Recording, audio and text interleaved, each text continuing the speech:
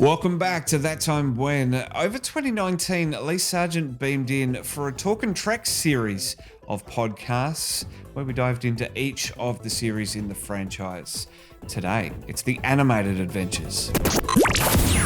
Taking you back through the library of Trekzone on Apple Podcasts, Spotify, Google Podcasts, and YouTube. That Time When. Welcome back to Talkin Trek as a Trekzone conversation continues for 2019. Lee Sargent is with me once again. Lee, welcome. Hey Matt, how's it going? Very well, man. Now, it's been a couple of weeks since we talked about short treks. Let's dive back into the beginnings of the franchise again. Let's talk the animated series. Which were kind of short treks in their own. Yeah, very true, very true. So 22 20-minute episodes on a Saturday morning in the kids' cartoon block. I'm pretty sure that's where it went to air in Australia as well. What do you remember about it? Not a huge amount. I do remember it being on. I do remember watching at least one episode of it and not being impressed. As a kid, I wasn't. It didn't.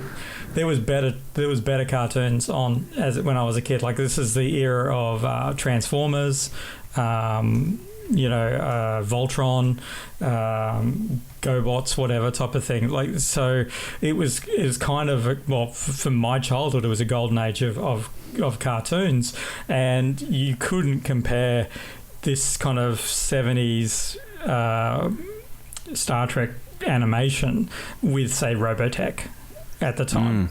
It just, it was, again, we keep saying, we go back to this all the time, but it was a product of its time. It was very much the Hanna-Barbera Filmation kind of effect, the Scooby-Doo kind of animation. And as a kid, that just didn't appeal to me. So the fact that it was Star Trek, at that stage, I wasn't, fully aware that I was a Star Trek fan. So it was a matter of Star Trek was just a show that I really enjoyed, and it wasn't until I was older that I kind of, became a Trekkie, I guess. And so the show just never really pulled me in when it was on Australian TV. I've since gone back, of course, and I think when it came out on DVD was when I watched all of it.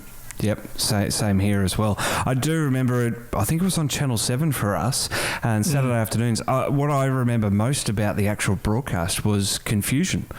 This is Star Trek, but it's on Saturday mornings. It's animated. What's going on? Because, again, as you said in the original series episode of Talkin Trek, it was a time when the internet wasn't prolific, and Memory Alpha, sites like Memory Alpha, and dare I toot my own horn here and say Trekzone wasn't around, to sort of give you that background information on what was going on, what is this show that we're seeing.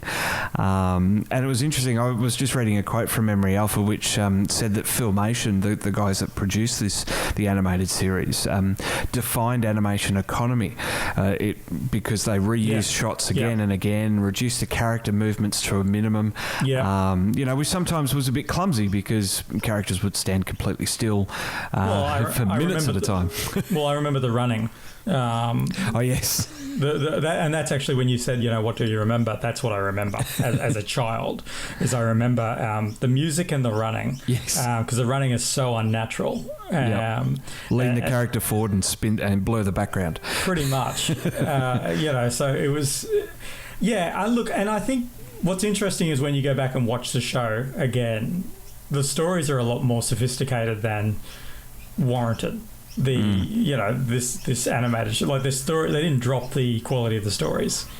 They actually went and said, well, there was bizarre stuff that they could do that they couldn't do in original series because they didn't have the budget, and so we suddenly have a cat on the bridge, and we have Arix. I can't remember what his species was, but he's got multiple limbs, which I think was always the vision of Star Trek, of this kind of multi-alien, multicultural kind of place, and they were able to do that. So there's all of that aspect, but it never really, and it's still to this day, I don't know if it feels like it's part of Star Trek. Like, I know they say it's not canon, and I kind of argue that I think there is certainly stuff in here which is canon.